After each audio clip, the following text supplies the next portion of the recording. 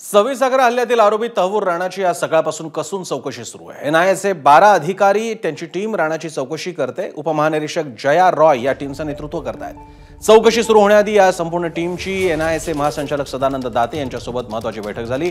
त्यानंतर चौकशीला सुरुवात झाली। चौकशीच्या अखेरच्या टप्प्यात राणाचा संपूर्ण जबाब रेकॉर्ड केला जाणार आहे।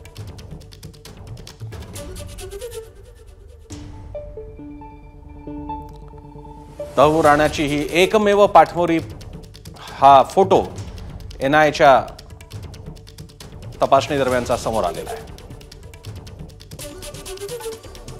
राणाच्या प्रत्यार्पणाचा लढा आपण पाहतोय। 11 नोव्हेंबर 2009 ला पहिल्यांदा या सगळ्यांवरती खटला दाखल करण्यात आला एनआयए कडून।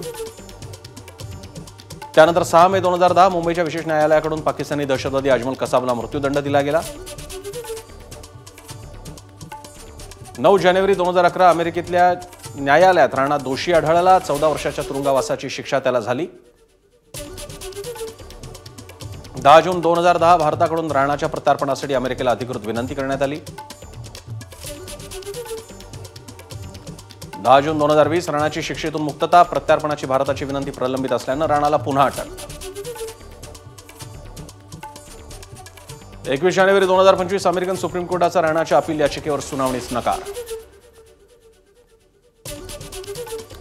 13 फेब्रुवारी 2025 पंतप्रधान मोदींशी बोलताना अध्यक्ष ट्रम्प यांचे राणाच्या प्रत्यार्पणाचे संकेत। 27 फेब्रुवारी 2025 अमेरिकन सुप्रीम कोर्टात याचिका। तातडीच्या स्थगितीचा अर्ज कोर्टाने फेटाळला। 7 एप्रिल 2025 अमेरिकन सुप्रीम कोर्टाने राणाची पुनर्विचार याचिका फेटाळली। 8 एप्रिल 2025 राणाला आणण्यासाठी भारतीय पथक अमेरिकेत दाखल। 9 एप्रिलला राणाला घेऊन भारतीय पथक दिल्लीकडे रवाना आणि 10 एप्रिलला राणाला घेऊन पथक भारतात दाखल। रात्री यूएपीए कायद्याखाली त्याला अटक करण्यात आली।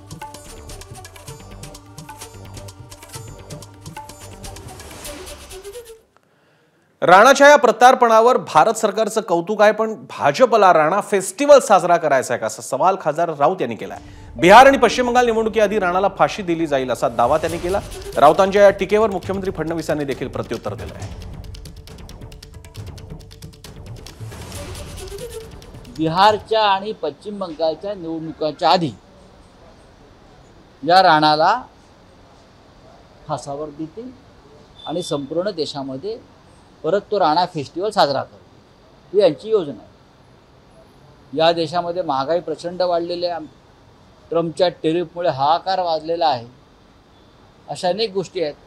त्याच्यामुळे अनेक गोष्टी ते मुहूर्त पाहून करतात। जसं ज्या दिवशी टेरिफ लावलं त्या दिवशी मग बोर्डाचं बिल आणलं आणि काल राणा आणला।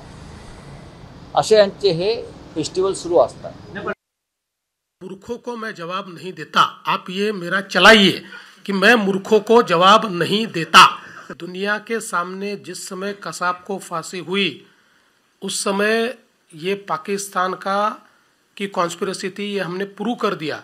और आपको याद होगा उस समय हम लोगों ने डेविड हेडली का बयान ये एक प्रकार से ऑनलाइन दर्ज कराया और उसके कारण उस समय भारत सरकार ने हमको मदद की और हम लोग उसको बयान को दर्ज कर पाए, जिसके कारण ये पूरा पाकिस्तान का षड्यंत्र है ये हमारे सामने स्पष्ट हुआ। एबीपी माझा, उघडा डोळे बघा नीट।